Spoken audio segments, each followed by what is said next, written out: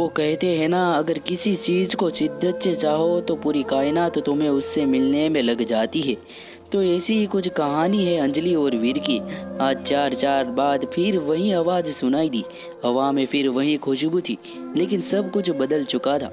उससे देख के ऐसा लगा कि मानो जिंदगी मुझसे बोल रही है, तू अभी जिंदा है, तू अभी भी ख्वाब देख सकता है, तू अकेला नहीं है अब। लेकिन फिर भी मन में कहीं डर था कि वहीं ये सपना तो नहीं है जो आंख खोलते ही टूट जाएगा। मन में हजार सवाल चल रहे थे कि तभी वो सामने आके बोली, हाय कैसे हो। मैं तो उससे बस देखता ही रह गया।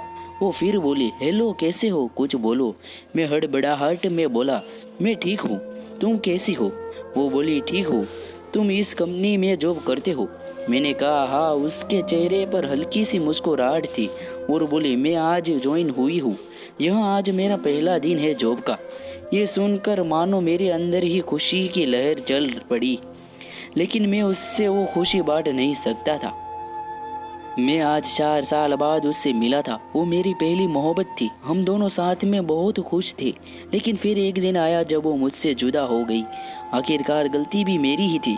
असल में वो मुझे छोड़ कर नहीं गई थी, मैंने ही कुछ गलत कर दिया था उसके साथ। मैं ही बेहक गया था किसी और के लिए। लेकिन वो कहते हैं ना, प्यार अगर सच्चा हो तो बुरे से बुरा इंसान को बदल देता है। ऐसा ही कुछ हुआ मेरे साथ। मैं अंजलि को भूल के भी भुला नहीं पाया था, और फिर आज 4 साल बाद वो मेरे सामने है। क्या बोलूँ उससे, मैं किस मुंह से बात करूँ, कुछ समझ नहीं आ रहा था मुझे। वो मेरी ही ऑफिस में अभी नई नई ज्वाइन हुई है और मैं उसका सीनियर हूँ। हम रोज ऑफिस आते हैं, काम करते हैं और घर जाते हैं। 1 महीना हो गया था, लेकिन अंजलि ने मुझसे एक बार भी हमारी बीती जिंदगी के बारे में बात ही नहीं की। कभी भी ना ही वो मुझसे पूछी कि मैं अब उसी के साथ ही या ब्रेकअप हो गया है मेरा। एक दिन जब शाम ऑफिस से निकलने का टाइम हुआ तो बहुत बारिश हो रही थी और मेरे पास छाता नहीं था कि मैं बस स्टैंड तक भी जा सकूं। मैं ऑफिस में ही वेट कर रहा था बारिश रुकने के लिए। तभी अंजलि ऑफिस से निकल रही थी और मुझे बैठा देखकर पूछी, तुम्हें घर नहीं जाना।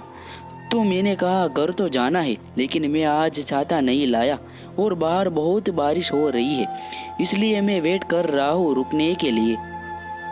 वो बोली ठीक है, फिर थोड़ा रुक के बोली, मेरे पास छाता है, चाहो तो मैं तुम्हें बस स्टैंड तक छोड़ सकती हूँ। मैंने बिना कोई सोच विचार किए जा कह दिया और जल्दी से सब सामान रख के उसके साथ ऑफिस से निकला।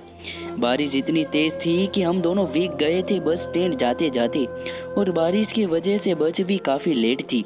हम दोनों के बीच शांति थी, ना मैंने कुछ बात कर पा रहा था और ना वो कुछ बोल रही थी। फिर मैंने हिम्मत जुटा के पूछा कि क्या तुम्हारी शादी हो गई। वो हंस पड़ी और बोली नहीं।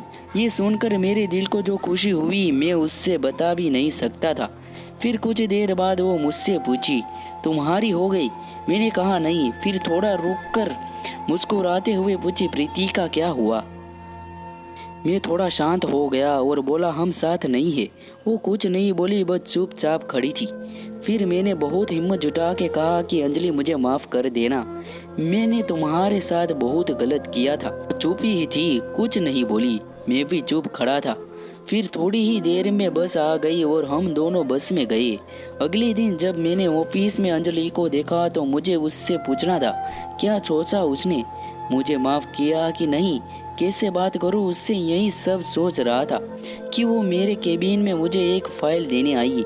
मैंने बिना कुछ सोचे उसे बोल दिया कि ऑफिस के बाद साथ में चलना, मुझे कुछ बात करनी है। वो बोली, क्या हम अभी इधर बात नहीं कर सकते हैं। मैंने कहा नहीं, ऑफिस के बाद मिलना। वो बोली ठीक है और चली गई। मैं बस इंतज़ार कर रहा था कि कब 6 बजेंगे कि मैं उससे बात कर पाऊंगा। टाइम जैसे थाम ही गया था। 6 बज गए, सब एक एक करके निकल रहे थे ऑफिस से। फिर आखिर में मैं निकला और साथ में अंजलि भी थी, वो रुकी थी मेरे लिए।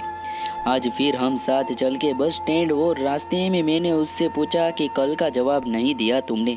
वो शांति ही थी कुछ देर, फिर बोली कि किस बात का जवाब, क्या जवाब दूं मैं, गए तुम थे छोड़ के, और अब मुझे फिर से वो सब कुछ नहीं चाहिए। तो कोई माफ़ी सवाल जवाब की बात ही नहीं बनती। मैंने उससे बहुत मनाने की कोशिश की, लेकिन वो नहीं मानी। 5 महीने हो गए थे हमें एक ही ऑफिस में काम करते हुए, लेकिन हम दोनों ही अब एक दूसरे से बात नहीं कर रहे थे। उस दिन के बाद मैंने बहुत बार कोशिश की कि अंजलि को मैं मना लूँ, उससे ये कह सकूँ कि हाँ मुझसे गलती हो गई थी, लेकिन मैं तुम्हारे बिना नहीं रह पा रहा हूँ। तुम इस ऑफिस में ज्वाइन हुए उससे पहले से मैंने तुम्हें कांटेक्ट करने की कोशिश किया था, लेकिन नहीं हुआ। और जब तुम इस ऑफिस में आई तो मेरी खुशी का कोई ठिकाना ही नहीं रहा, लेकिन मुझमें तुमसे बात करने की हिम्मत ही नहीं होती थी। मुझे पता था कि तुम अभी भी मुझसे प्यार करती हो, लेकिन कहती नहीं हो। एक दिन मैंने ही कुछ सोचा और ऑफिस में आके सबको अपनी शादी की खबरें दे दी कि अगले महीने मेरी शादी होने वाली है। ये सुनकर ऑफिस में सब मुझे बधाई देने के लिए आए, लेकिन अंजलि नहीं आई। शाम को मैं खुद उसके पास गया और पूछा कि क्या तुम्हें खुशी नहीं हो रही है कि मेरी शादी होने वाली है। वो बोले क्यों नहीं, मैं बहुत खुश हूँ कि तुम शादी करने जा रहे हो, एक नई जिंदगी की शुरुआत लेने जा रहे हो। फिर मैंने पूछा कि तुम मुझसे बधाई देने के लिए क्यों नहीं आई। जब सब लोग आ गए थे ऑफिस के तो बोली कि मुझे बहुत काम था, मैं बिजी थी। मैंने कहा ठीक है और मैं वहाँ से चला गया। 2 दिन बाद रात को अंजलि का मैसेज आया कि क्या तुम सच में शादी कर रहे हो अगले महीने। मैंने कहा हाँ। अगले दिन अंजलि ऑफिस ही नहीं आई थी। मैं सोच में सब गया कि क्या हो गया, वो आई क्यों नहीं। फिर मैंने अपने कलीग को कहा कि अंजलि को फ़ोन करके पूछे कि वो ऑफिस क्यों नहीं आई। उसने फ़ोन किया तो पता चला कि उससे बहुत तेज बुखार है और वो घर पर अकेली है। मैं तभी ऑफिस से निकल गया उसके घर जाने के लिए। रास्ते में मैंने फ़ोन करके उसके घर का पता पूछा और जितनी जल्दी हो सके वहाँ पहुँचा। वहाँ जाके देखा तो वो अकेली थी और उससे बहुत ठंड लग रही थी, कंबल में सोई थी। मैं जल्दी से उसे उठाया और अस्पताल लेके गया। शाम तक उसका बुखार ठीक हुआ तो डॉक्टर ने उससे मिलने की इजाज़त दी। मैं उसके पास बैठा था, वो सो रही थी। मैंने उसका हाथ अपने हाथ में लिया, फिर धीरे से उसकी आंख खुली, वो मुझे ही देखे जा रही थी। मैंने धीरे से बोला कि नहीं है मेरी शादी अगले महीने, शादी नहीं कर रहा हूँ। ये सुनती ही वो रोने लगी, मेरे भी आंख में आंसू आ गए। मैंने उससे गले लगा लिया और हम दोनों एक दूसरे को पकड़ के बहुत रोए। फिर हम वहाँ से घर गए और हमेशा एक दूसरे के साथ रहने का प्रॉमिस किया। दोस्तों, ये कहानी से हमें इतना सीखने को मिलता है कि किसी भी हालत में हमें किसी को अकेला नहीं छोड़ना चाहिए, हमेशा उसके साथ ही रहना चाहिए। तो दोस्तों, वीडियो कैसे लगे कमेंट करके ज़रूर से बताइएगा। मिलते हैं ऐसे एक वीडियो के साथ दोबारा, तब तक अपना ख्याल रखिएगा। जय हिंद, जय भारत। दोस्तों, वीडियो पसंद आई हो तो लाइक का बटन जरूर से दबा देना, चैनल पर नए आए हो तो सब्सक्राइब जरूर कर देना, नोटिफिकेशन भी ऑन कर देना।